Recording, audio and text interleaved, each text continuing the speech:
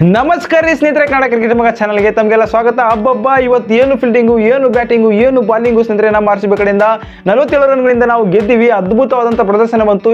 ಇಲ್ಲಿ point table ಪಟ್ಟಿಯಲ್ಲಿ ಯಾವ ರೀತಿಯಾಗಿ ಜಂಪ್ ಆದರೂ ಹೊಸ ಪಾಯಿಂಟ್ ಟೇಬಲ್ ಪಟ್ಟಿಯಲ್ಲಿ ನಮ್ಮ RCB ತಂಡ ಹಾಗೆ ಡೂಪ್ಲೇಸ್ ಏನು ಹೇಳ್ತಾರೆ ಬನ್ನಿ ವಿಡಿಯೋದಲ್ಲಿ ನಿಮ್ಮ ಜೊತೆ ಚರ್ಚೆ ಮಾಡ್ತೀವಿ. ಚರ್ಚೆ ಮಾಡೋಕ್ಕಿಂತ ಮುಂಚೆ ನೀವೇನು ಮಾಡ್ತೀರಿ ಅಂದರೆ ವಿಡಿಯೋ ಕೊನೆವರೆಗೂ ನೋಡ್ರಿ, ಲೈಕ್ ಕೊಡ್ರಿ, ಸಬ್ಸ್ಕ್ರೈಬ್ ಆಗಿರಿ, ಸಪೋರ್ಟ್ ಮಾಡಿರಿ. ನಾವು ಇದೇ ರೀತಿಯಾಗಿ ಲೈವ್ ಆಗಿ ಅಪ್ಡೇಟ್ ತರಕ್ಕೆ ಪ್ರಯತ್ನ ಮಾಡ್ತೀವಿ ಅಂತ ಹೇಳ್ಬೋದಾಗಿದೆ. ಮೋಟಿವೇಶನ್ ಮಾಡಿದ್ರೆ ನಾವು ದೊಡ್ಡ ದೊಡ್ಡ ವಿಡಿಯೋ ತರಕ್ಕೆ ಆಗುತ್ತೆ, ಲೈವ್ ಆಗಿ ನ್ಯೂಸ್ ತರಕ್ಕೆ ಆಗುತ್ತೆ ಅಂತ ಹೇಳ್ಬೋದಾಗಿದೆ.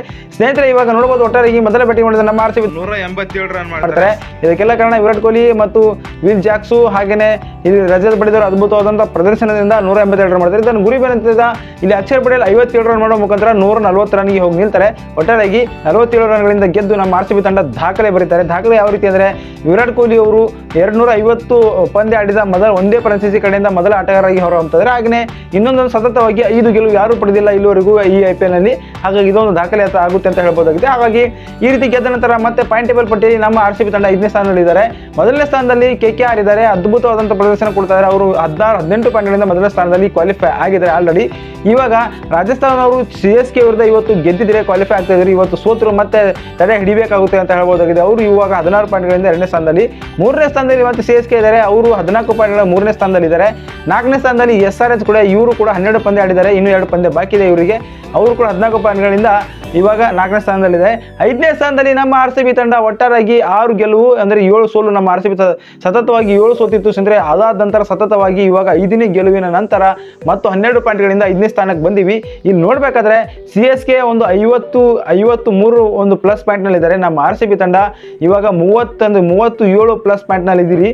ಹಾಗಾಗಿ ಇವಾಗ ನಮ್ಮ RCB ತಂಡಕ್ಕೆ ದೊಡ್ಡ ಲಾಭ ಆಯಿತು ಇವತ್ತು ಗೆದ್ದಿದ್ದಾರೆ ಅಂತ ಹೇಳ್ಬೋದಾಗಿದೆ. ಹಾಗಾಗಿ ಒಟ್ಟಾರೆಯಾಗಿ 5ನೇ ಸ್ಥಾನಕ್ಕೆ ಬಂದು ಕೂತಿದ್ದೀವಿ. ಹಾಗೆಯೇ ಮತ್ತೆ ಇವಾಗ 6ನೇ ಸ್ಥಾನದಲ್ಲಿ ಯಾರಿದ್ದಾರೆ ಅಂದರೆ ಇವಾಗ DC ಇದ್ದಾರೆ. 7ನೇ ಸ್ಥಾನದಲ್ಲಿ ಲಕ್ನೋ ಸೂಪರ್ ಜೈಂಟ್ಸ್ ಅವರು ಕೆಳಗಡೆ ಇಳಿದಿದ್ದಾರೆ.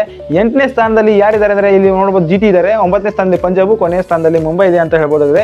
ಈ ರೀತಿಯಾಗಿ ನಮ್ಮ RCB ತಂಡ ಒಂದು ಪಾಯಿಂಟ್ ಟೇಬಲ್ ಪಟ್ಟಿಯಲ್ಲಿ ಮೇಲಕ್ಕೆ ಬಂದಿದ್ದಾರೆ. ಹಾಗೆ ಡೂಪ್ಲೆಸಿಸ್ ಅವರು ಏನು ಹೇಳ್ತಾರೆ ಅಂದರೆ ಇವಾಗ RCB ತಂಡದವರು ಸಖತ್ತಾಗಿ ಆಟ ಆಡಿದ್ರು. ಇವತ್ತು ಒಳ್ಳೆ ರೀತಿಯಾಗಿ ನಮ್ಮ ಹುಡುಗರು ಚೆನ್ನಾಗಿ ಬಾಲಿಂಗ್ ಕೂಡ ಮಾಡಿದ್ರು, ಫೀಲ್ಡಿಂಗ್ ಸಖತ್ತಾಗಿ ಮಾಡಿದ್ರು. ಅವರು ಎಲ್ಲೂ ಸೋತಿದ್ದಾರೆ ಅಂದರೆ ಅವರು ಬಿಟ್ಟಿರೋದು 4 ಕ್ಯಾಚ್ಗಳಿಂದನೇ ಅವರು ಸೋತಿದ್ದಾರೆ. ಇಲ್ಲಿ ಅಂದರೆ ಅವ್ರು ಗೆಲ್ತಿದ್ರು. ಹಾಗೆ ನಮ್ಮ RCB ತಂಡ ಒಳ್ಳೆ ರೀತಿಯಾಗಿ ವಿರಾಟ್ ಕೊಹ್ಲಿ ಒಳ್ಳೆ ರೀತಿ ಸಪೋರ್ಟ್ ಮಾಡ್ತಾ ಇದ್ದಾರೆ. ನಮಗೆ ಅತಿ ಹೆಚ್ಚು ರನ್ ಮಾಡಿ ನಮ್ಮ ತಂಡಕ್ಕೆ ಹೆಗ್ಗಳಿಕೆ ಕೊಡ್ತಾ ಇದ್ದಾರೆ. ಹಾಗಾಗಿ ನಾವು ಇವತ್ತು ಗೆದ್ದಿರೋದು ವಿರಾಟ್ ಕೊಹ್ಲಿ, ಗ್ರೀನು ಹಾಗೆಯೇ ಮತ್ತೆ ಸ್ವಪ್ನಿಲು, ಸಿರಾಜು ಎಲ್ಲರೂ ಕೂಡ ಸಖತ್ತಾಗಿ ಪ್ರದರ್ಶನ ಬಂತು ಸಖತ್ತಾಗಿ.